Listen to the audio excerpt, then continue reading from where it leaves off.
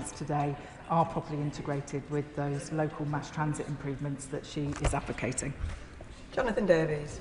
Much, Madam Deputy Speaker, and I very much welcome this generational investment, which will not just benefit rail in the north of England, but the whole country through economic growth and regeneration. And I particularly welcome the investment going to Sheffield. That's the city used by my constituents, not just as a destination, but as a connecting city elsewhere. And bearing Sheffield in mind, can I invite the Minister to not lose sight of the benefits of electrifying the Midlands main line south of Sheffield, which remains unelectrified down to South Wigston. That is something that would drive significant growth for people in mid-Derbyshire and benefit the country as a whole.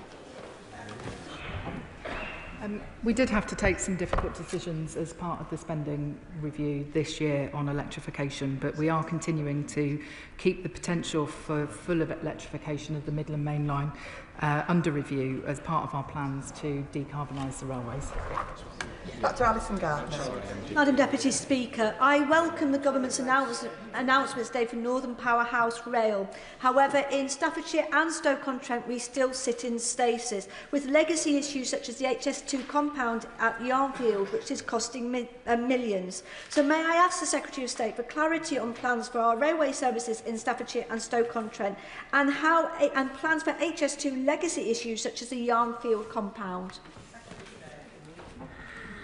I'm grateful to my honourable friend for raising the issue of the Yarnfield compound. I'm not sure that her and I have actually spoken about this issue directly before, so if I might ask her to write to me with more detail, I'd be happy to come back to her and let her and her constituents know what more we can do to provide certainty in the way forward.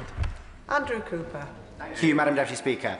Our region, from our big cities to our small towns, is ambitious for our future. We're hungry to play our part in our country's economic recovery, and we've been impatient for the government to see our potential after so many years of undelivered promises. And the announcement to invest in NPR today shows that this government will meet that ambition head-on. Madam Deputy Speaker, the previous government issued an instruction to the HS2 Phase 2B Hybrid Bill Committee to remove the mid-Cheshire sections of the route from the bill. Can my right honourable friend confirm that the government intends to retain this instruction, or if it intends to withdraw it? And will she, if they do intend to withdraw it, will she write to me with details of the status of any undertakings and assurances made by HS2 to my councils and constituents as part of the petitioning process that would not be delivered for more than a quarter of a century and by an organisation that may by then no longer exist? Thank you. I do understand the importance of these issues to him and his constituent. I have instructed officials today to resume work on the adapted hybrid bill. And if I may, given the detailed nature of his question, I would like to write back to him in response to ensure I get the information correct. Lola Maccabi. Thank you, Madam Deputy Speaker. On this side of the House, we're from the North, we fight for the North, and this Labour government will deliver the economic justice that we deserve in the North. As the Secretary of State, I'm sure will agree, Darlington, my constituency, is the home of the railways and has a proud industrial history of British rail manufacturing. Can she please outline how this investment and this plan will deliver for British rail manufacturing in my constituency and the rest of the North? I'm left under no illusions, Madam Deputy Speaker, that my honourable friend is from the North and will fight for the North. And having enjoyed a very hospitable evening with her in Darlington at the Hitachi rail manufacturing plant, I know how critical that employer is to her region, and I'm pleased that the announcements that we are making today is not only an investment in rail infrastructure, but it is a down payment on that manufacturing base and their future, and realising the full economic potential of the region. Final question on this statement, James Nash. Madam Deputy Speaker, over the past 5 years, per head transport spend in the East Midlands has fallen to just 54% of the UK average, which is the lowest of any region or nation. And rail funding is even more unequal, £175 per head, in 2023-24, which is barely 40% of the English average. And of course, HS2 won't be coming to my constituency of Rushcliffe after the Tories scrapped the East Midlands leg in October 2023. So while I welcome the ambition and the scale of this announcement today, can I ask the Secretary of State to once more look at electrification of the Midland Main Line, which will have an immediate economic impact and can be delivered in this Parliament? As I said to my honourable friend earlier, we are keeping this under review. We did have to take the difficult decision not to fund it in the spending review. That's not to say that his constituents aren't benefiting from improvements on the railway, and I know my friend, the local Transport Minister, is particularly excited about the new fleet of East Midlands trains, which are providing a much better passenger experience for his constituents, and we're determined to keep building on those sorts of improvements. That concludes the statement on the Northern Powerhouse Rail. Point of order, Sarah Perching. Thank you, Madam Deputy Speaker. I believe that the Secretary of State has inadvertently misled the House as regard to our voting record. We have always supported more transport in the north. Can I ask the Speaker's advice as to how we correct the record? To the honourable member for letting the Chair know that she wished to raise this matter. The Chair is not responsible, however, for how the Secretary of State answered her question. We now move on to the next statement, so I'll allow a few moments for the front benches to swap over.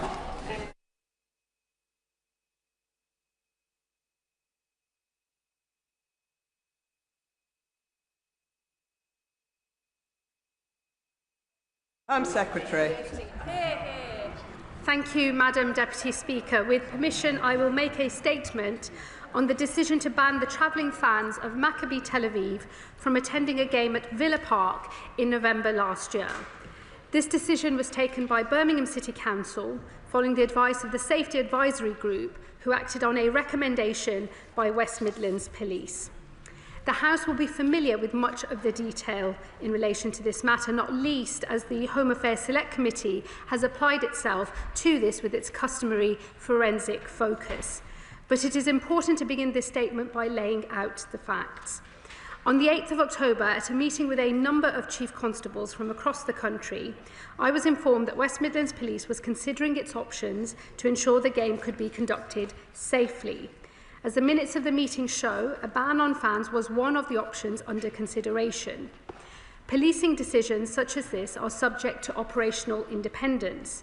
Politicians cannot dictate how the police choose to manage risk. And so while my department sought information thereafter on what decision was to be taken, I did not seek to influence it. I did not because I could not, while a range of options were still under consideration. All options remained on the table until a decision was eventually taken by the Safety Advisory Group on the 16th of October. The decision to ban the travelling fans taken that day was clearly of considerable national and even international importance. Maccabi Tel Aviv fans who sought to travel to this country to enjoy a football match were told they could not because the game's safety could not be guaranteed.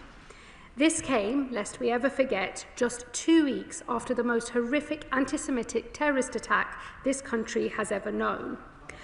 On October the 16th, the day the decision was taken, the Prime Minister and I both voiced our considerable concern, setting out our belief that the game should go ahead with all fans present. The government sought further information from West Midlands Police and offered the resources required to ensure the game could go ahead. A subsequent meeting of the Safety Advisory Group was then arranged on the 24th of October. At this moment, the Chair requested, and I quote, a wholly fresh consideration of the issue, at which point the intelligence provided by West Midlands Police hardened and the recommendation to ban fans was upheld. In the days that followed, it was clear to me that an external review of the decision was required, as well as a review of wider questions around safety advisory groups. On 31st of October, I commissioned a rapid review by His Majesty's Inspector of Constabulary, Fire and Rescue Services, Sir Andy Cook. And on the 27th of November, as the intelligence the force provided was called into doubt, I asked him to look specifically at that question. Today, I have received Sir Andy's interim report, and a copy has been placed in the library of the House. Sir Andy's findings are damning. There is no other way to describe them. The force, we now discover, conducted little engagement with the Jewish community and none with the Jewish community in Birmingham before a decision was taken. As Sir Andy himself says, it is no excuse to claim, as the force now does, that there were high holy days during this time that prevented this engagement. Most concerningly, Sir Andy describes an approach taken by West Midlands Police that he characterises as, and I quote, confirmation bias. This means that rather than follow the evidence, the force sought only the evidence to support their desired position, to ban the fans. This saw West Midlands Police speak to Dutch police following a game in which there had been fan violence, while failing to speak to other countries, Greece, Ukraine and Denmark, where Maccabi Tel Aviv had played more recently and more peacefully. The West Midlands Police engagement with the Dutch police is one of the most disquieting elements of Sir Andy's report. The summary, provided as evidence to the Safety Advisory Group ahead of their crucial meeting on the 24th of October, was inaccurate. Claims including the number of police officers deployed, links between fans and the Israeli Defence Forces, the targeting of Muslim communities, the mass tearing down of Palestinian flags, attacks on police officers and on taxi drivers were all either exaggerated or simply untrue. In his report, Sir Andy is clear that the validation of intelligence conducted by the force was a cause of significant concern, that record-keeping within the force was poor, and he was especially concerned about the handling of sensitive information that should never have been shared without redaction. Sir Andy also points to a series of public statements from West Midlands Police that we now know to have been misleading. He shows that the police overstated the threat posed by the Maccabi Tel Aviv fans, while understating the risk that was posed to the Israeli fans if they travelled to the area. Misleading communications also extend to the words of the Chief Constable himself at his appearance in front of the Home Affairs Select Committee, when he claimed that AI tools were not used to prepare intelligence reports, a claim since refuted by one of his own officers who blames incorrect evidence on, and I quote, an AI hallucination. I know better than most that West Midlands police officers do their duty bravely day in and day out. Sir Andy's report does not argue that the entire force is failing. But what is clear from this report is that on an issue of huge significance to the Jewish community in this country and to us all, we have witnessed a failure of leadership that has harmed the reputation and eroded public confidence in West Midlands Police and policing more broadly.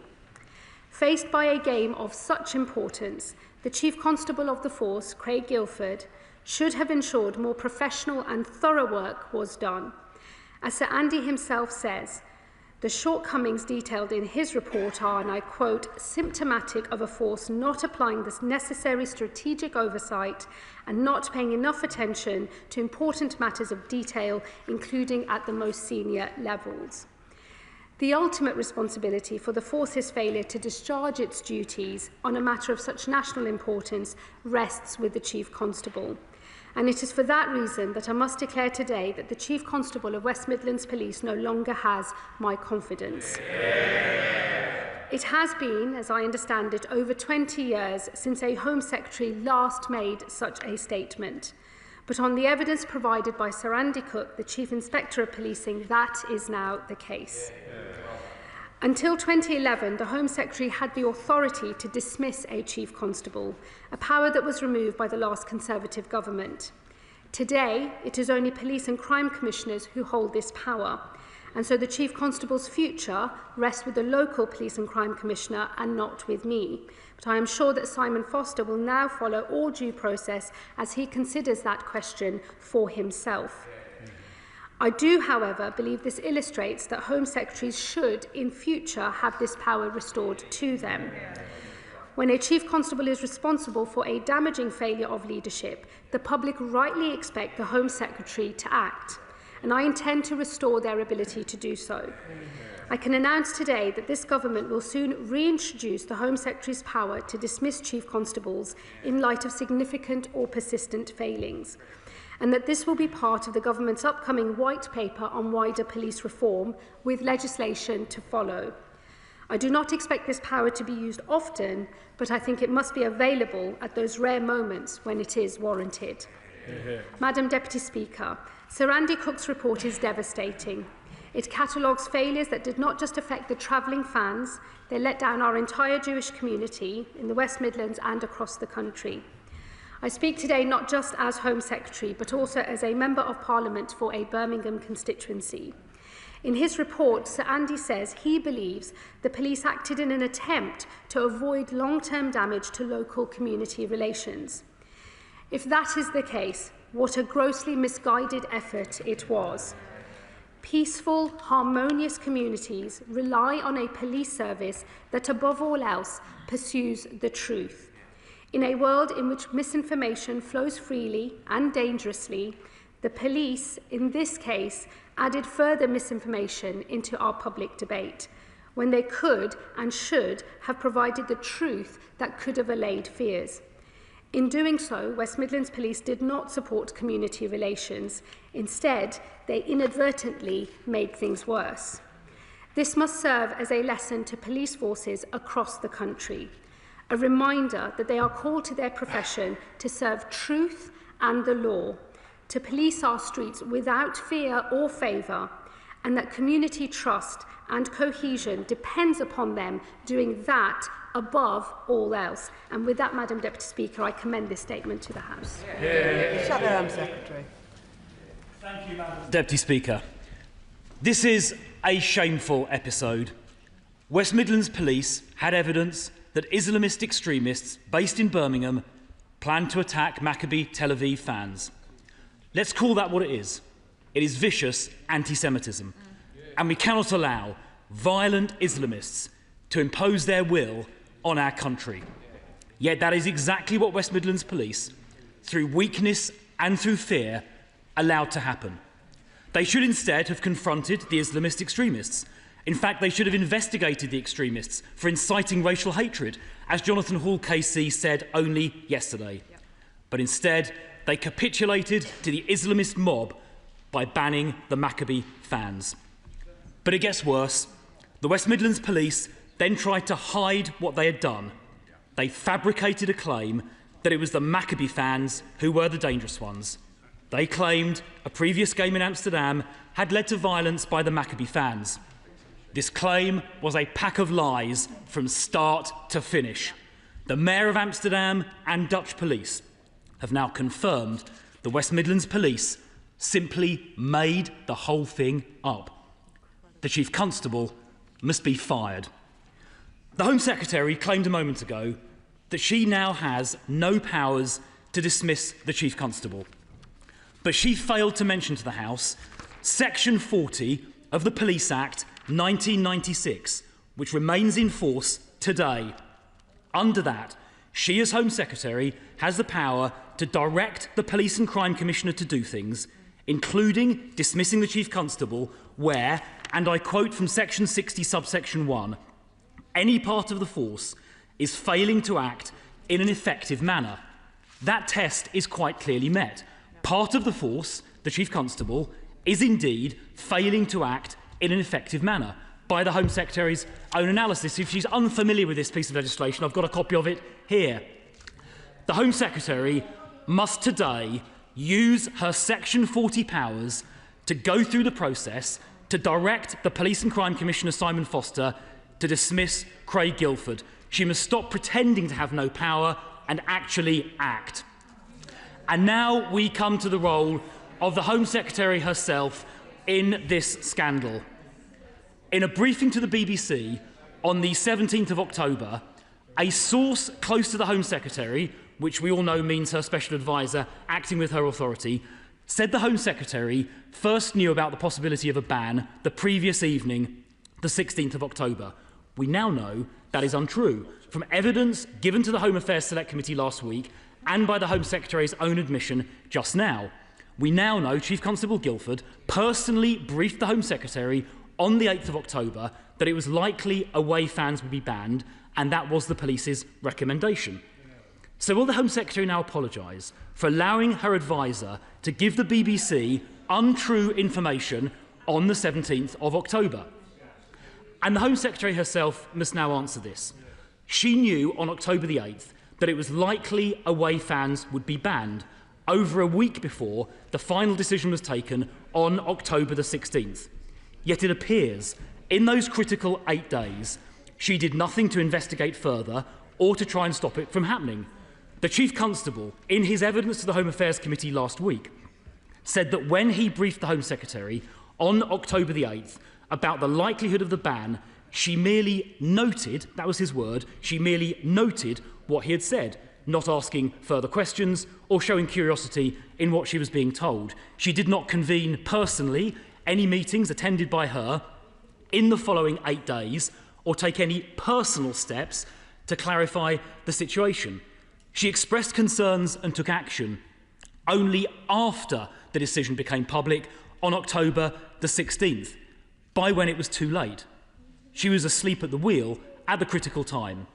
Given the disgraceful events that followed, does the Home Secretary now accept that she was wrong to personally ask no questions? Officials may have asked questions, but she didn't personally ask any between October the 8th and October the 16th. Does she accept it was wrong to stand by and do nothing during those critical 8 days? And by the time she did take action after the 16th, it was too late. And by standing by during those critical 8 days, she allowed the ban to happen and let the Islamists win. Will the Home Secretary apologise to the House for that inexcusable inaction during those 8 critical days? And will she also commit to exercising her Section 40 powers to direct the Police and Crime Commissioner to dismiss the Chief Constable? Home Secretary. Thank you, Madam Deputy Speaker. Let me just first say to the Shadow Home Secretary, I have a long and very personal experience of standing up to extremists in Birmingham, not least in the last general election campaign. I think my track record speaks for itself, and I am a woman who knows of what she speaks.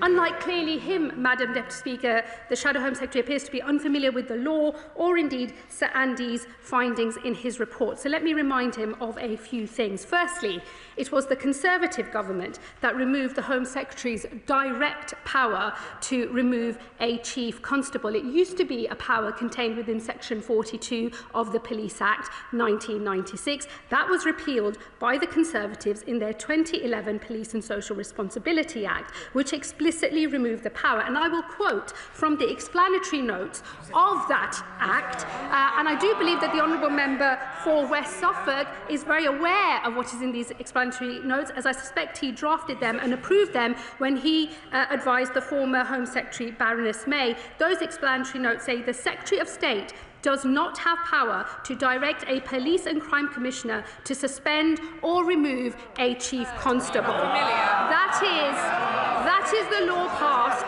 by the previous Conservative government themselves. And as he should well know, if he made himself familiar with how the law is to be interpreted and to be implemented, he would know that Section 40 of the Police Act, which remains in force in the 2011 Act, cannot be read in isolation. When these matters will be litigated before a court will be very aware of the direct powers removed by the repeal of Section 42. You cannot read the two things in isolation, and if he paid any attention to the detail, he would know that, and he would know that the Home Secretary does not have the power he claims that I do. Secondly, Madam Deputy Speaker, I would suggest that he and other honourable members, for their own interest, do actually pay attention to what Sir Andy has written in his report of today. At page 11, he deals with what the Chief Constable has suggested was the reading of the meeting that took place on the 8th of October. Let me just give a bit of context to the House. That is a meeting of police chiefs that I called myself following the attack in Manchester on the 2nd of October. I had already announced that I was going to look at police protest powers, and I had asked the most senior chief constables in the land, the National Police Chiefs Council, the College of Policing, and indeed Sir Andy Cook himself to attend a meeting with me. Towards the end of that meeting, we did some horizon scanning of other difficult decisions that were coming up that might have public order consequences, and this was one such matter. It was mentioned briefly by the Chief Constable, and his recollection of that is absolutely untrue. He did not say to me, or indeed anybody else in that room, that West Midlands Police had already made the decision to reduce the allocation of tickets to Maccabi Tel Aviv fans to 0, but that it was ultimately a decision for the SAG when it next met. That is absolutely categorically untrue. And I would say, given the seniority of everybody who was in the room that heard what was in fact said, if this was the case, it would have elicited a reaction, not just from me and my officials, but from many of the other senior policing officials who were present in that room. What was made clear to me is that the ban was a possibility, but it was one of a number of options that were being considered. And as late as the 15th of October, the football policing unit made clear to Home Office officials and the policing minister that all options were still on the table. And the next thing we or anybody else knew about it was when the decision was taken itself on the 16th of October. And so, Madam Deputy Speaker, I think it is important that all members stick to the facts in this matter, as Sir Andy has made clear in his factual findings in his report. There will be those who wish to play politics with this matter, but I'm afraid that does not meet the test of evidence as set out in the report. And I would recommend to the Shadow Home Secretary actually pay some attention to the detail on this matter. Valerie Vaz. Could the Home Secretary say, is she able to say, who the most senior police officer reviewed all the evidence, AI or otherwise, and signed off the decision? Well, ultimately, the final decisions in this matter, in terms of the West Mids Police recommendation to this Safety Advisory Group, was the Chief Constable himself. The Dem spokesperson, Will Forster. Thank you, Madam Deputy Speaker. The recommendation by West Midlands Police to ban Maccabi Tel Aviv fans was clearly an incredibly serious mistake. That has been shown and evidenced by Sir Andy Cook's damning report. The way they made the decision, not just the decision, the fact that they covered up their misleading statements, it is absolutely damning. These latest examples, after multiple denials that artificial intelligence was not used into coming to their decision, beggars belief, and risks seriously undermining public trust in the police force, not only in West Midlands, but in the whole country. The Chief Constable of West Midlands does not have the Home Secretary's confidence. He doesn't have mine, and I assume he doesn't have most of the House. He needs to consider his position and go now. I'm pleased the Home Secretary did go quite unprecedented levels to say he should go, and I'm pleased that she's spoken to the House first. Will she later today be meeting with the the Police and Crime Commissioner to call for the Chief Constable to go? Madam Deputy Speaker, we need the Independent Office for Police Conduct to investigate what has gone on in West Midlands Police. Will the Home Secretary ensure that takes place? We have already seen delays to the Hillsborough Law and its duty of candour, including delays just this week. Does the Home Secretary agree with me that this incident shows the need for the Hillsborough Law to come under the statute book as soon as possible? And finally, we need urgent transparency and clarity on the use of AI by police forces. Does the Home Secretary agree with that, and what plans has she got to ensure guidance is given to police forces? Thank you, Madam Deputy Speaker. Let me thank the Lib Dem spokesperson for his remarks. Let me just say at the outset, I have, as a matter of courtesy, informed the Police and Crime Commissioner in advance of making the statement. that I will be saying I do not have confidence in the Chief Constable of West Midlands Police, but I have also reiterated and made very clear that the process, any statutory process and any decision as to whether the statutory process for further action against the Chief Constable is a matter for the Police and Crime Commissioner himself. He must consider that on his own terms, and I'm sure he will be making his own statement once he's had a chance to absorb the findings of Sir Andy's report. And given that there could be a statutory process, I will not be commenting on what may or may not be happening going forward in order to respect the independence and integrity of any future decisions if they are in fact made. On the IOPC, let me just say to him, I do expect that the Police and Crime Commissioner will consider his position on this matter and approach the IOPC if he deems it necessary, but that is a judgment for him. I also expect the IOPC to consider whether these findings mean that they should use their own power of initiative to conduct an investigation. He will note that they are, of course, independent, and it would be improper for me to seek to direct them in any way, but they do have those powers. I believe they've already indicated they will consider the position again once they've had a chance to absorb the findings of Sir Andy's report. I agree with him. This case proves why we need a duty of candour on all public officials, and I look forward to the Hillsborough Law becoming an Act of Parliament at the earliest opportunity. And just to say, on the use of artificial intelligence by police forces, I will be returning to these matters when I publish and come to the House to make a statement on the Policing Reform White Paper. I think it's important because AI is an incredibly powerful tool which can and should be used by our police forces, but regulating it to make sure it's always accurate is something that is of legitimate concern to us all, and I'll be saying more about that in due course. Dr. Peter Prinsley. Thank you, Speaker, and I thank the Home Secretary for her statement. It is disappointing, but perhaps unsurprising, that some of the evidence presented to the Select Committee was an AI hallucination.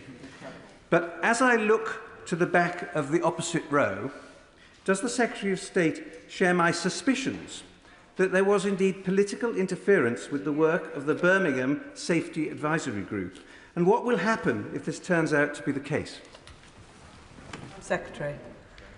Well, look, having commissioned Sir Andy to investigate these matters, I think it's important that we reflect on his findings, and he did find that there was no evidence that police officers were motivated either by anti-Semitism or as a result of political interference, or were otherwise behaving with malign intent, and I think it's important that I follow those findings that the independent inspector has made and act accordingly.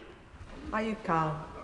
Madam Deputy Speaker, this is truly a sad day for British politics, and despite all the rhetoric we have in this House, Brummies know the truth, that this is nothing but a witch hunt, and the Chief Constable is being thrown under the bus.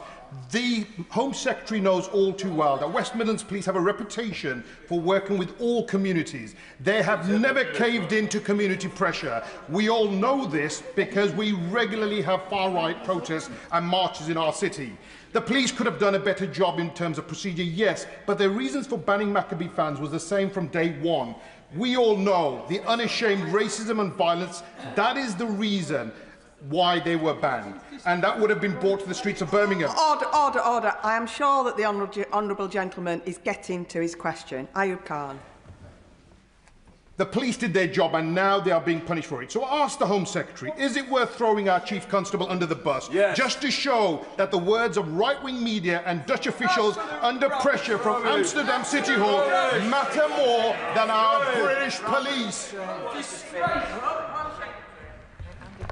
I mean, the honourable member, I believe, used to be a barrister. You'd think that he might be more cognizant of the actual facts in this matter. I am responding to findings made by His Majesty's Inspector of Constabulary and Fire and Rescue Services. That is the independent inspector of policing. It is a sad day for all those who believe that policing should occur without fear or favour. I would encourage him to read the actual letter from Sir Andy Cook, published today, in detail, and reflect on whether he believes that we as a country should be able to rely and trust all information put out by the police. He purports to speak for every every Brummie in the city. I think other Brummies in this chamber know that is simply not the case. I'll tell you what every Brummie and indeed every citizen of our great country needs and deserves, that when the police carry out a risk assessment, that we can trust it and that we can rely on it, and that they will always be open and frank about what is really going on. That is not what happened in this case,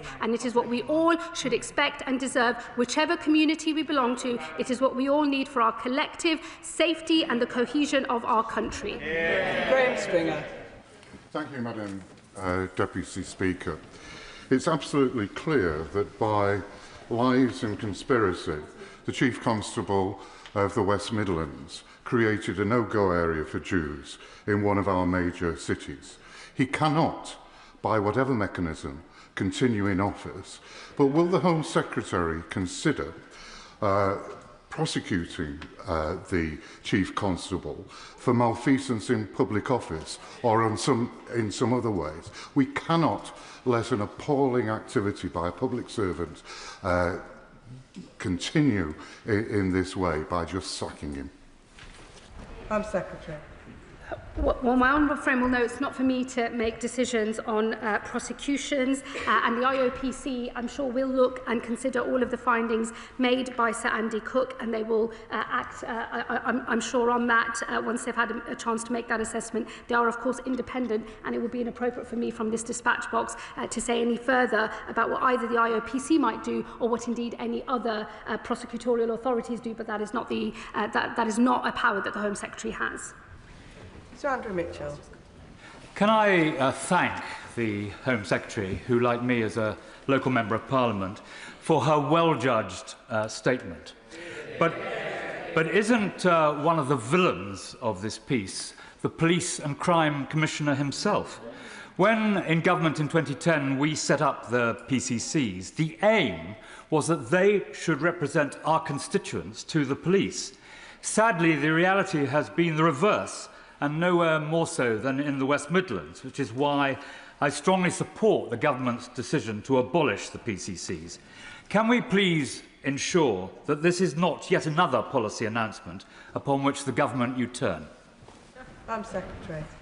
Well, I can assure him that we will be pursuing the policy that I have set out, which is to abolish the post of Police and Crime Commissioner, and I will be returning to this House with a white paper, and we'll be making an oral statement in the not-too-distant future, setting out what we consider to be the best mechanism for oversight of policing at a local level, and a reset of where some of those powers sit, and another reconsideration of the Home Secretary's powers. So I'm sure we'll be discussing these matters in detail in the weeks to come. And may I just say, I think Sir Andy actually makes some of his own remarks in relation to the Police and Crime Commissioner, but I think it is known he was not briefed in the way that we might have expected on these matters. I'm sure he'll be setting out exactly what he knew and when he responds to Sir Andy's report. Paulette Hamilton. Thank you, Madam Deputy Speaker. I welcome this statement and clarity. The findings are damning. In my community, I was born and bred in Birmingham, and I am a local MP. And in my community, there is very little trust in the police. Can the Secretary of State agree with me that in an increasingly political world, it is important that in future, all Chief Constables need the skills to work in this new world, and that it is important that they are able to engage with all communities? Thank you, Madam Deputy. Well, I thank my honourable friend and fellow Birmingham colleague for her remarks and her question.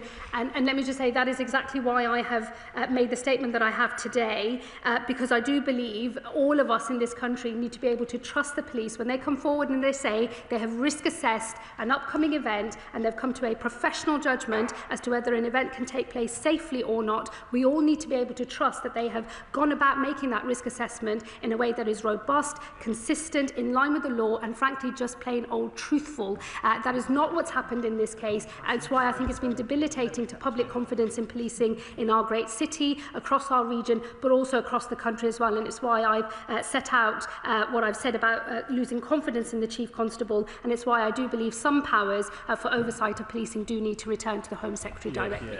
Sir Gavin Williamson. Thank you, Madam Deputy Speaker. And I think the Home Secretary is right to talk about the need for the information to be out there and to be openness. And in light of that, can the Home Secretary clarify as to whether any government officials talk to Maccabi Tel Aviv as a club or through either of the embassies to discuss the decision by the club to say that away fans would not travel even if the ban were lifted? Home Secretary.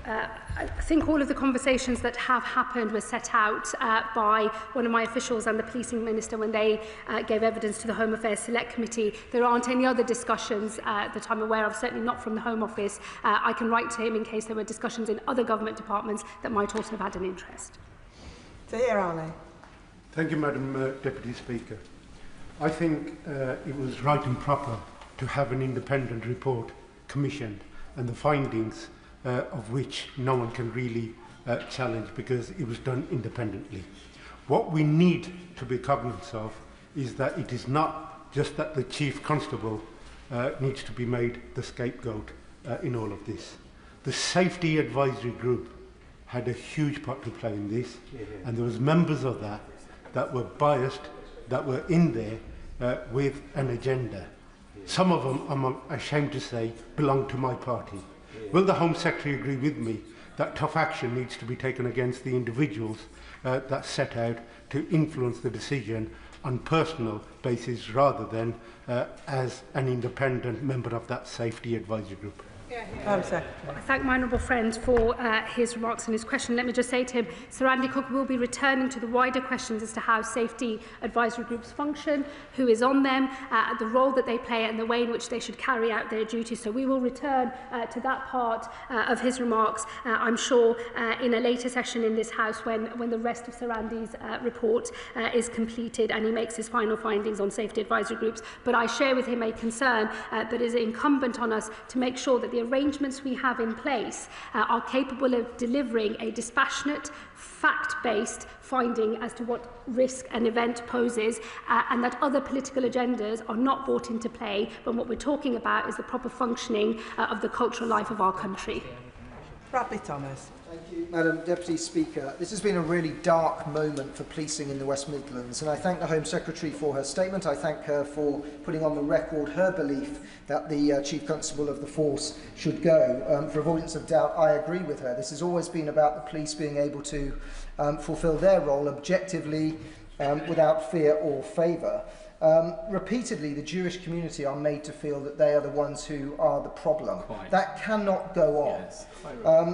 We've seen in this instance the police have surrendered to the pressure placed on them by an Islamic community that sought to create a no-go zone for Jews within the West Midlands. This is not acceptable. So will the Home Secretary update the House on what the government is doing to flush out anti-Semitism across public institutions and across society at large? And if she hasn't got time to expand on that today, would she come back to the House and give a statement as soon as possible?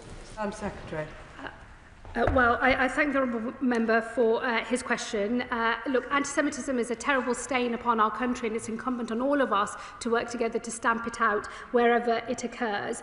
Sir Andy's findings, of course, do not suggest that anybody at the police force level acted because they were motivated by anti-Semitism or with malign intent, but it is undoubtedly the case that some individuals who were making representations to the police may well have been motivated by anti-Semitism. I also know others made good faith representations or wanted to make good faith representations to the police just about the fear of public disorder on the night, but some of those individuals will have been motivated by anti-Semitism, and that's why it's so important that when the police are carrying out their duties, they follow the facts and that when they make their risk assessments, they do so on the basis of facts and their professional judgment as to whether something can go safely ahead or not. And we all need to be able to trust the police when they assert what their risk assessment has told them. That has not happened here. Sir Andy will come back with further findings about the functioning of safety advisory groups, and I'm very happy to discuss those with him and others in this House, as well as wider policy measures that I believe we will need to take as a government and as a country to stamp out anti-Semitism once and for all. Gurinder Singh Jersan. Thank you, Madam Deputy Speaker, and I thank the Home Secretary for her statement. The West Midlands is an incredibly diverse area, and this whole episode has had a significant impact on community cohesion and confidence in West Midlands Police, particularly amongst the Jewish community, but amongst all communities. I therefore add my voice to the call for the Chief Constable to resign his position forthwith, and others involved in this shameful episode should also consider their position too. The police have a duty to act without fear or favour. Engaging with selected people or organisations is always a recipe for disaster, particularly as community groups very often have their own agendas. As somebody who has engaged in many safety advisory groups over the years as an event organiser, it's clear that the rules that need changing, that there must be more transparency, and the ability to manipulate their proceedings must be removed. So will the Home Secretary provide more information about the review into safety advisory groups that she's announced? Secretary. I thank my honourable friend. I expect to receive Sir Andy's further findings, particularly in relation to how safety advisory groups function and what changes we might need to make within the next couple of months, no later than that. And I will return to the House to enable all members to take part in a debate once those findings are out. And what I would say is I agree with him. In the end, all of us, we are all safer when we know that we can rely on the police to do their job without fear or favour. We do none of our ethnic minority communities, or indeed any minority community of any description, any favours, if we allow a suggestion to take hold that the police change their responses to things based on which community is involved. Everybody is safe when we know we can trust the police to follow the facts and do their jobs properly. Sir Oliver Dowden. Thank you, Madam Deputy Speaker. The Jewish community in this country, including many in my constituency, feel under siege right now. And sadly, this is not an isolated example. It's just another example of where elements of the British state appear to err on the side of the aggressor in the name of community cohesion. We have another example before us, and will the Home Secretary, in her capacity as a senior member of the government with responsibility for tackling extremism, take the same robust approach to schools that are banning Jewish members of Parliament from visiting them on exactly the same community cohesion grounds? It has to stop, and a more robust approach must be taken by the government. Home Secretary. I thank the honourable member. Let me say to him the incident of banning of a Jewish member of Parliament from a school is obviously disgraceful, and he will know that other senior members of the government have already spoken out about this case. It is unacceptable. I hope he will see that the approach I have taken since I've been Home Secretary is to ensure that the law of our land is applied equally, without fear or favour, and in a consistent manner that gives every community across the country a sense of what they can expect from their local police, without feeling that they're in a postcode lottery, and it very much depends on the nature of your chief constable or the approach they take locally. That's exactly what I'm trying to achieve with protest powers, with wider thresholds in relation to the Public Order Act, where I've asked for an independent review by Lord Ken MacDonald, which will report soon. My intention is to make sure that every citizen of our country knows when it comes to all matters of law and order, we are all on exactly the same equal position, and that is the thing that I think is right for all of our citizens. David Pinto-Tuchinski. Thank you, Madam Deputy Speaker, and I welcome the Home Secretary's statement. The picture Sir Andy paints of serial failings in the West Midlands Police is utterly shocking, and the Home Secretary is completely right to withdraw confidence. Given the huge damage the saga has caused, what does the Home Secretary think can be done to make sure something like this never happens again? Home Secretary. Well, I think this matter has been of interest to all policing leaders across the country, and it is why I address the final remarks in my statement to policing leaders everywhere, because I think it's important that we learn the lessons from this event, and I hope that everybody will hear the message loud and clear. Operational independence will always be respected, but we all as a country, everyone, every citizen and every one of us as parliamentarians and as members of the government need to know that when the police make a risk assessment, we can trust that assessment and that we can rely on it. Mike Wood. Thank you, Madam Deputy Speaker. I'm proud that my father was a West Midlands Police Constable for 29 years, policing football matches during some of the darkest days of English football. But the Home Secretary is clearly right that there has been a failure in the leadership of West Midlands Police over recent months. The Prime Minister rightly said that oversight for the police ultimately lies with the Police and Crime Commissioner, and that doesn't seem to have happened in this case. The Police and Crime Commissioner also has specific responsibility for improving local relationships by building confidence and restoring trust in local communities, but both confidence and trust in West Midlands Police have clearly collapsed. The Home Secretary is right to say that the Chief Constable clearly needs to go, but shouldn't the Police and Crime Commissioner also be considering his position? Secretary. Well, I would direct the honourable member to the findings Sir Andy makes about what the Police and Crime Commissioner knew, and in fact he was not kept updated, but I'm sure he will be speaking himself once he has absorbed the findings made by Sir Andy, and I'm sure he'll be setting out what he thinks on these matters and what he intends to do next, but it's not for me to put words into his mouth. Maureen de Jos.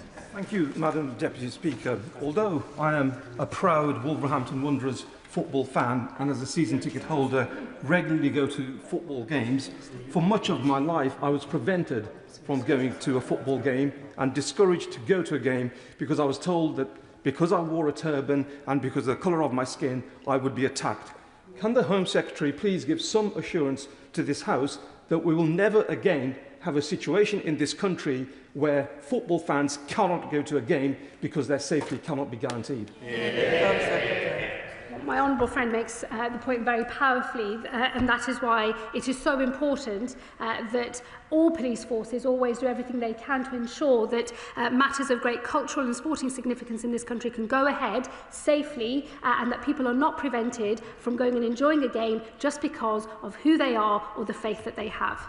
Caroline Dinage. Much, Madam Deputy Speaker. Among the catalogue of failure here is the news that the decision was partly made on the basis of a hallucinated AI report about an entirely fictitious football match. I wonder what assessment the Home Secretary has made on the extent to which AI is being used by police forces across the country, and if she knows of any other consequential decisions that may have been made using unverified AI. And finally, last month, after 2 months, my Select Committee, Culture, Media and Sports Select Committee, finally received a response to our letter on this from, in this case, the Assistant Chief Constable, Mike O'Hara, who said, and I quote, "He was satisfied that the policing operation was conducted with communities and partners and was effective, proportionate, and maintained the city's reputation as a safe and welcoming place for everyone." What would be the Minister's message to him? Secretary.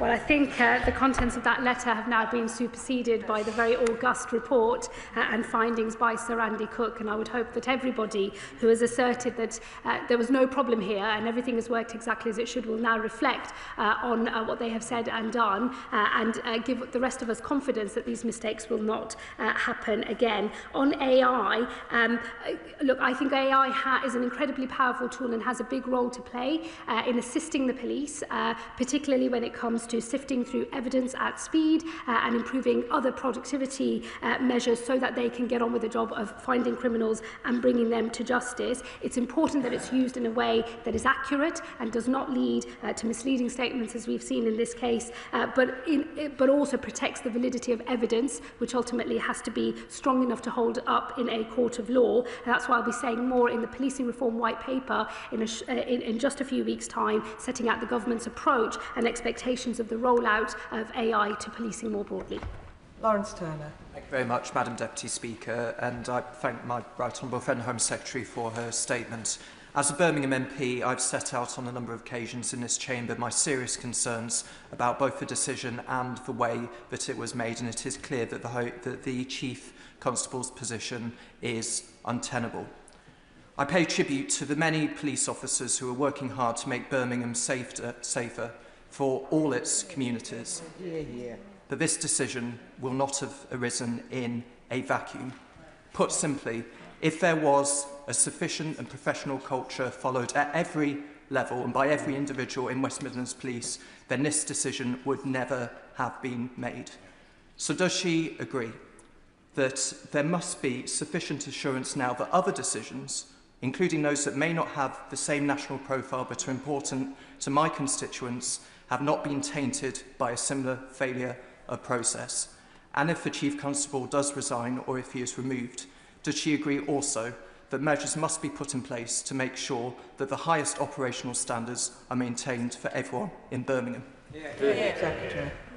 Well, I thank my fellow Birmingham Member of Parliament for his comments and his question. Let me just say to him, Sir Andy, in his report today, does not make a broader finding of systemic failure. The failures that have been highlighted in terms of the approach to evidence and the way in which the risk assessment was carried out is in relation to this specific event. He didn't give us cause for concern about broader West Midlands practice, but of course, I'm sure the Police and Crime Commissioner and others, myself included, and all Birmingham MPs will want to assure themselves of the robustness of the procedures that the West Midlands Police have in place. I'm sure we'll return to these matters as there are further developments in this case.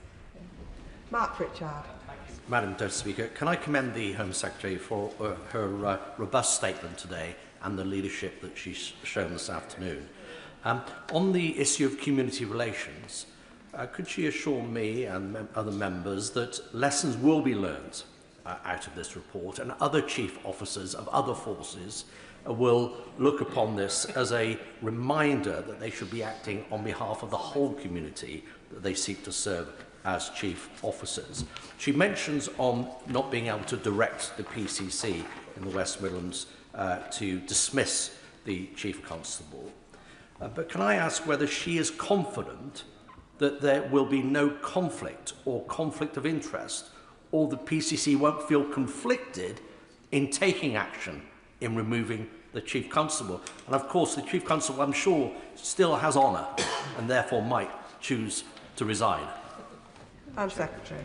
I thank the honourable gentleman. Look, he's right on community relations. Let me just reflect that I think there are many people acting in bad faith and with malign intent across our country who want to set Britain's Muslims against Britain's Jews. And I think that it's incumbent on all of us to make sure that we don't allow those efforts to succeed. And in relation to the police and the approach to community relations, it's why I'm so clear that we must, all of us, whoever we are and wherever in the country we are, we must be able to rely on the police when they tell us they've come to a risk assessment and that the foundation of their risk assessment is robust and secure. If we can't trust the police on that, then I think we've lost much more than just good and effective policing, and he is right on that. And let me say to him on the position of the Police and Crime Commissioner, he will know I will not want to comment from this dispatch box on what the Police and Crime Commissioner might wish to do. That is a matter entirely for him. He will make that choice independently. I'm sure he will have to ask questions on that. There is no conflict of interest. Let me assure him of that as well, simply because I have set out a view, having commissioned a report from the independent inspector. I think it's important I come to the House and set out my view, but the Police and Crime Commissioner is unfettered in terms of how he now approaches things, and that is a matter for him, and I've made that clear to him, as I'm sure all of his own legal advice will say so as well.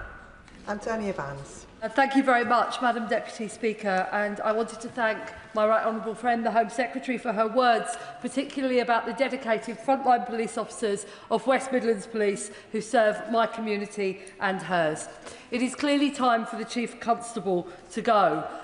It is right that we expect a high standard of community engagement across all of our communities from all of our senior public servants, and this has clearly not been met in this case, as we've explored thoroughly in this statement. But I wondered if more broadly the Home Secretary might wish to comment on whether she might urgently bring forward a community cohesion strategy that tackles extremism, anti-Semitism and sets out clear expectations of how we live together in this great country of ours. Secretary. Thank my honourable friend. Let me assure her all matters of community cohesion are under intense discussion across government. My right honourable friend, the Secretary of State for Communities and Local Government, has already set up a task force to deal with anti-Semitism. I'm sure the Prime Minister and myself will have more to say in the weeks to come as to how we take a fresh approach. But it is a wider government question because, of course, the Home Office interest is on countering extremism, as it rightly should be. But, of course, the broader interest we all have on community cohesion sits across the rest of government as well, but I can assure it is a cross-government effort.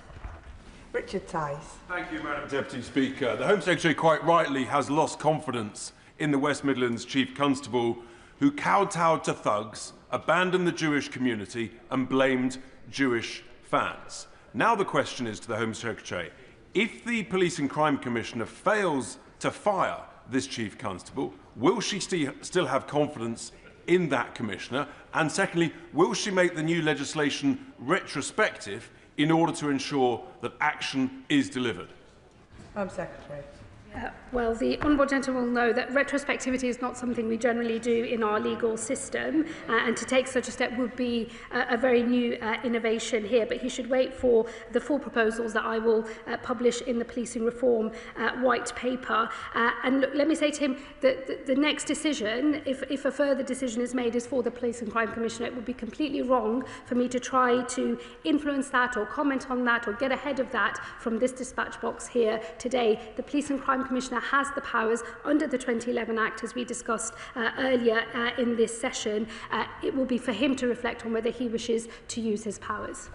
Johnny Reid. Thank you, Madam Deputy Speaker. This sorry saga with the West Midlands Police, I'm afraid, reveals a very serious story about public life in Britain, because it's become clear that employees within our public institutions do not recognise, do not understand, or possibly do not care about anti-Semitism in the police, in our local government, in our universities, political parties and elsewhere. And they're all too willing to accept their claims, the claims of anti-Semites, that their real objection is to the Israeli government at face value. They are unwitting agents of an agenda from the far left, the far right and Islamists. Anti-Semitism is rampant and unrelenting. Will the Home Secretary recognise the urgency of action and consider bringing forward a cross-departmental extremism strategy to address ideological anti-Semitism and other forms of extremism? Well, I thank my honourable friend and her point about the stain of anti-Semitism in our country and the breadth and depth of how anti-Semitism is presenting itself in our country. Her points are well made, and they are problems that I am well aware of and working hard to try to resolve. There is a cross-government effort underway. We'll have more to say in due course. But let me assure her that from the perspective I take as Home Secretary, it is to make sure that our legal system and our law and order, the overall system of policing in our country is robust enough to be able to withstand attempts to frustrate or to improperly influence that system. It's important to remember Sir Andy Cook did not find that anti-Semitism was a motivating factor for the police officers who made these decisions in this case, nor were they subject to improper political interference or acting with malign intent. But I do accept the broader point that she has raised, and I just reassure her that that is something that we are working very carefully on. Sir Alex Shelbrooke. Thank you, Madam Deputy Speaker. And building on the comments from my right honourable friend for Hertsmere, my Jewish community have felt under siege for a decade now. And one thing that is worth paying tribute to is that the previous leader of the opposition, the now Prime Minister, drove out of their party the people who had given anti-Semitism a safe space. But let's not be under an illusion, Madam Deputy Speaker. There are many people who feel they still have that safe space for anti-Semitism. And whether it be in our universities, where huge numbers of students believe that they can, without impunity, hassle Jewish students, whether it be in our hospitals, as outlined in the Lord Mayor and Dame Penny Mordaunt report, which I know the Secretary of State is trying to address, that anti-Semitism is blatant and allowed to get away with. But we must call it at all levels, and I will call out right now, Madam Deputy Speaker, that the Deputy Leader of the Green Party, who I am ashamed to say is a Leeds City Councillor, drove out into hiding the Jewish priest of the University of Leeds, and he is still in hiding. Shame. And they must be called out. So may I ask the Home Secretary that she uses every effort of her office across government to make sure that where anti-Semitism is still given a safe space, where it is still not being addressed, that they call out the leaders of those institutions and look at what action may be taken. This is another watershed moment, as odd as that sounds, but this time something really has to be done. Home Secretary. Well, let me reassure the honourable gentleman the government is taking action across a range of different departments in the education sector, in health, and also myself as Home Secretary to do everything we can to drive out anti-Semitism in every way that it presents itself, and particularly cognisant of the impact on our institutions and how some of our democratic underpinnings for how our society works can be overcome and frustrated and thwarted by anti-Semites seeking to undermine the very basis on which we run our country. Let me assure him every effort is being made, and I would just also reflect that, as someone who has suffered racism and discrimination because of my own faith and my own race background, I think I can speak for most ethnic minority people in the view that we generally take of these matters, which is that none of us are safe until all of us are safe. There has to be solidarity across our country for every one of our communities. It is the collective whole that makes this country great. Joe White. Thank you, Madam Deputy Speaker. As a member of the Home Affairs Select Committee, I've been following this very closely. Safety advisory groups from Birmingham and Leicester last autumn banned or scaled down Diwali events. Does the Home Secretary agree with me that councillors should be removed from SAGs? Should there also be greater transparency to ensure that there is no reliance on confirmation bias, which is intertwined, in my view, with the risk of predetermination that local authorities have a duty to prevent when carrying out their judicial duties? Home Secretary.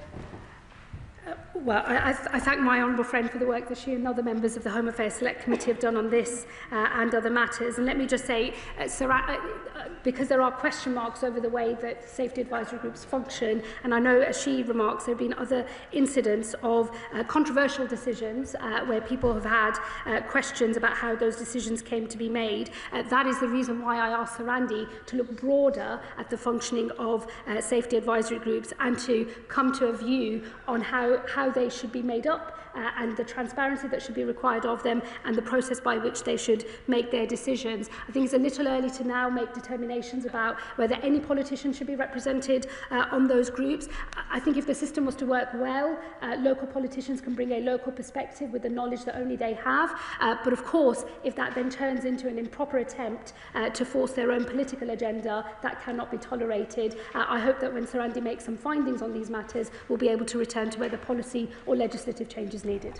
Bob Blackman. Thank you, Madam Deputy Speaker. I welcome both the tone and content of the Home Secretary's statement today. She'll be well aware that when the draw was made, that meant that Maccabi were going to be visiting Villa Park, there were attempts by extremist elements in the community to prevent the fixture taking place at all. When that failed, they moved on then to try and get fans banned because the club comes from Israel and the fans are Jewish. I've been to Villa Park on multiple occasions. It's perfectly possible for those fans to have been escorted by coach from the airport right outside the ground and for them to be escorted away from the ground immediately afterwards. It was very clear that Aston Villa fans were not going to attack the fans of Maccabi, but extremist elements within the community were going to. It is clear then that the police concocted evidence to support that case. And the reality is, whilst I completely agree with her about the Chief Constable, the senior leadership of West Midlands Police also have questions to answer about who fabricated that evidence, was it done under orders, and if the Chief Constable should go, surely they should go as well. Secretary.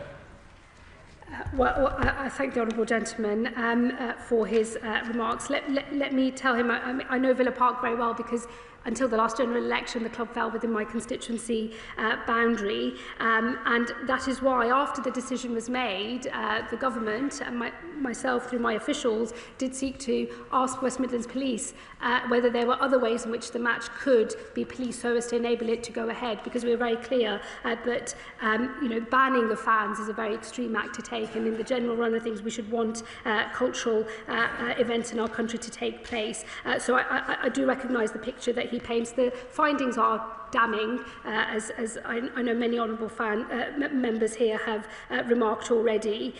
Just let me say to him on the wider issue of other officers, I think in the end, the reason I've made the remarks I have about the Chief Constable today is he is the individual who leads the force. It's happened on his watch. It's for him to have set the proper culture where all of these risk assessments were done properly and where confirmation bias could not have taken hold. And it is the Chief Constable who, of course, made assertions and gave evidence to the Home Affairs Select Committee in the way that he did. It's now for him to reflect on that.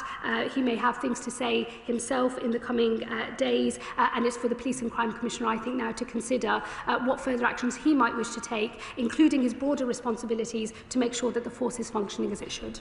Sean Woodcock. Thank you very much, Madam Deputy Speaker. Can I say, as an alumni of the University of Birmingham, former resident of Selly Oak, I found this whole saga pretty much astonishing from the start. We've had mistake after mistake, evidence that turns out to have been made up. Meanwhile, the bond of trust with our Jewish community that has already been under increasing pressure has been caused further damage. Now, mistakes do get made, but when they are this serious and include presenting falsified evidence to a committee of this House, somebody has to take responsibility. And so I would echo the calls that have been made by members across this House for the Chief Constable to do the decent thing and to resign and to do it today. Home Secretary. I thank my honourable friend. I've set out what I think in my statement today. Others will now need to reflect on their positions and what further steps they might take. Let me just agree with him, though, that the findings of Sir Andy Cook's report are damning and devastating, and the bond of trust between a community and the police, once it breaks for one community, it does break for every community, and that is why these findings are so serious, and that is why I've said what I've had to say about confidence in the Chief Constable today. Sir Julian Lewis. If I understand the presentation of Sir Andy's independent report by the Home Secretary correctly, it says that the police knew that the visiting fans were not likely to attack the home community. Does it make clear whether or not they thought that the home community was likely to attack the visiting fans? Because if they thought that and then inverted reality to blame the visiting fans, that surely puts the Chief Constable in an absolutely impossible position. The findings in Sir Andy Cook's report are about an overstating of the risk posed by the travelling fans and an understatement of the risk posed to those fans by others in the local community. So it isn't a case of one thing being presented as fact and the other not. There's an overstatement and an understatement that has taken place, and the effect of that has been to present a risk assessment that was imbalanced, wholly skewed in one direction, and did not adequately deal with all of the risks that were posed. I believe one of the reasons suggested for why the possible attack from local individuals against the travelling fans was about community relations. It's why what I said in my statement I stand by. Community relations in this country are not served by overstatements and understatements and a hiding of the full picture in order to keep things calm. The truth is what helps us all stay safe, and that is what they should have done in this case. Mark Sewards. Thank you, Madam Deputy Speaker. I genuinely welcome the content of the Home Secretary's statement today and her answers to other members too. It's quite clear that the Chief Constable of the West Midlands position is just no longer tenable, but I accept her reasoning for why she can't remove him today, and I am pleased that she will reintroduce that power in the near future. It is a national scandal that Maccabi Tel Aviv fans were not able to attend a football match in the UK's second city for what we now know were totally fabricated reasons. What does the Home Secretary say to those? How can she reassure Israeli fans of any sport that this won't happen to them again and that the law will be applied equally without fear or favour? I think the message needs to go loud and clear to everyone that our expectation is that every police force, when making a decision on any cultural or football or other sporting event in our country, has to do so by following the facts, acting without fear or favour, and if they do their job properly, then we will always be able to put on events, police them safely, and allow people in our country and from abroad enjoy the great spectacle of football or pop concerts or other things as well. They are important parts of how we function as a country, and they can only carry on being that if the police do their job properly. Nick Timothy. Speaker, can the Home Secretary confirm that the Prime Minister was also told that a ban was likely in advance of the announcement? The Home Office and Number 10 were in touch according to the official documents. Was she told of the intelligence of the 5th of September that armed Islamists intended to attack the Israelis? And on the point about operational independence, I do worry she's overstating things. It is obviously wrong for politicians to tell police officers who to investigate or arrest, but for public order situations, there's often a role for the Home Secretary when the planning work is underway before the operation. That's recognised in law, and it's why the Prime Minister himself has called for particular policing decisions in public order situations in advance. So can she confirm, when she was told that the police would seek a ban on away fans, she didn't ask to see the intelligence to justify the ban? Did she test the logic? Is it really true that she did nothing at all? Home Secretary. Well, let me say to the honourable gentleman, he's presenting a particular picture of operational independence, which he knows is a difficult line to tread for all Home Secretaries and something that is guarded very closely by police. But it would have been wholly inappropriate for me to try and carry out either my own risk assessment and if I was, as I was subsequently able to do once a decision was made challenging West Midlands Police on the basis on which those decisions, I was dependent on what they would have been telling, I would have been dependent on what they would have been telling me in the first place. I was not told that they would seek a ban on visiting vans. I was told that it was that all options were on the table, so it was one of the things that was being considered, but I was not told that it was going to be done. So I would refer him to Sir Andy's letter and the final page and the first paragraph of that letter, which sets out what actually happened, and I absolutely refute any suggestion that I was told definitively on the 8th of October in the way that the Chief Constable has suggested happened. That did not happen. Let me say to him on contact between the Home Office and Number 10, that would have happened in the usual way, but the first any of us were aware of the decision being brought forward, being made earlier than anticipated, and that a ban was going to be pursued was on the 16th of October. Sorry. And I was not given any intelligence about any armed or planned armed attacks by local people. That was never put to me. Paul Carla. Thank you, Madam Deputy Speaker. As a member of the Home Affairs Select Committee, I asked Chief Constable Guildford on 2 occasions whether AI was used in the preparation of the police report, and he denied it both times. So I'm pleased the truth has emerged and he's now considering his position. However, can I press the Home Secretary on the use of AI? I hear what she said, but whilst we await the Home Office's guidance, can she issue preliminary instructions to Chief Constables asking them not to use AI in such circumstances? Well, I thank the honourable gentleman, and particularly for